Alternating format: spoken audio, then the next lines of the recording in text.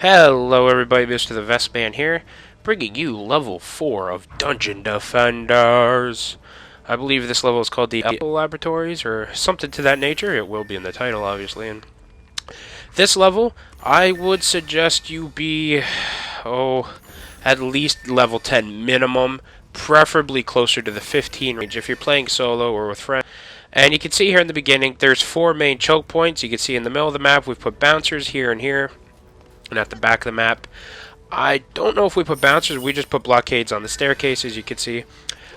These are the very obvious choke points. This is where the enemy is going to congregate, and this is where you're going to be able to maximize your mana. There are other ways you can put the choke points, and there are other choke points in general, so there are other ways you could do this, but this is the most mana efficient way. You're seeing I'm putting up towers. This is at the second build phase now. The first wave, you should have no issue at all. Even if you didn't build a single thing, you should have no issue on the first one. The second one, you're going to want to start beefing up your defense a little bit. So, if you're the apprentice, you're going to want to put magic missiles and fireballs.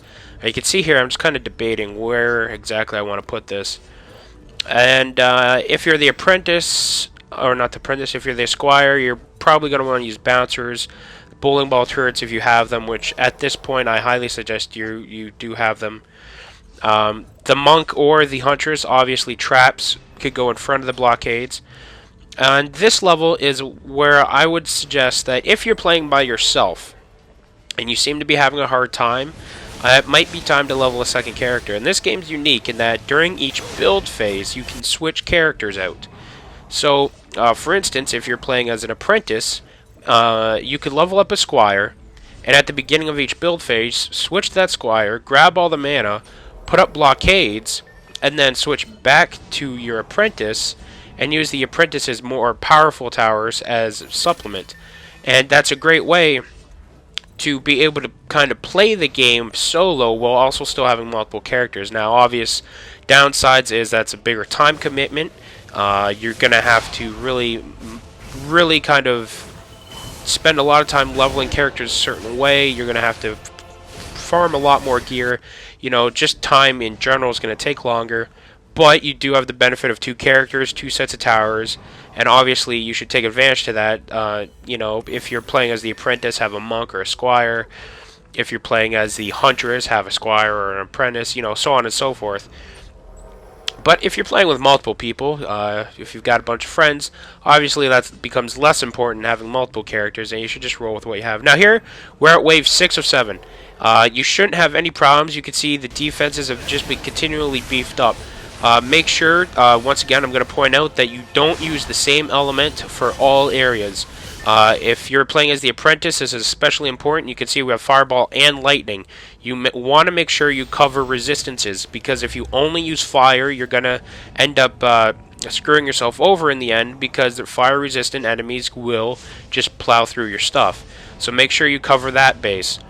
Also, make sure the front, where you just saw my character, I believe on the, I'm trying to think of the map here. Anyways, not these towers, the other ones. The other side. Make sure that side is beefier than this one. You can see we've made it that way because that side is going to have a lot more traffic.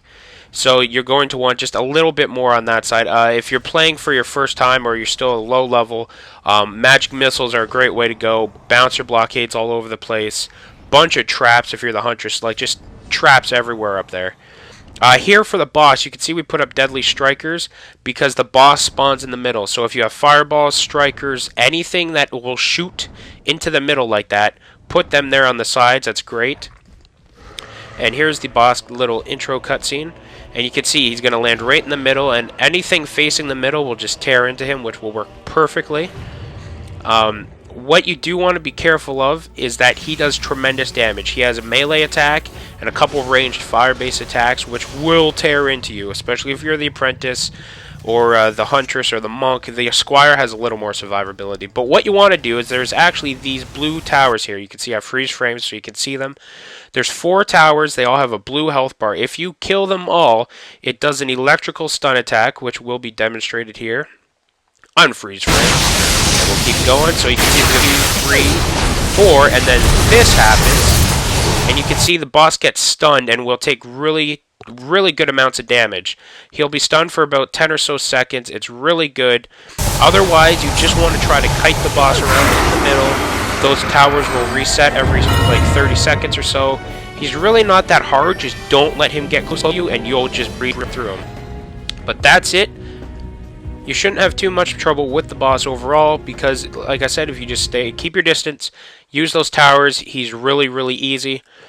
Keep in mind that the one side of your defenses need to be stacked a little higher than the others for more offensive powers because it is going to be a high traffic zone. And once again, if you're having a little bit of trouble, I do suggest you go back, level up another character. It will be a huge benefit to you.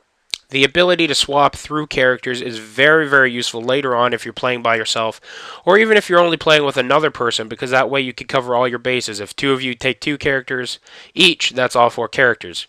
But I thank you for watching here at XBLA Fans. I'm Mr. the Vestman, and we will see you all next time.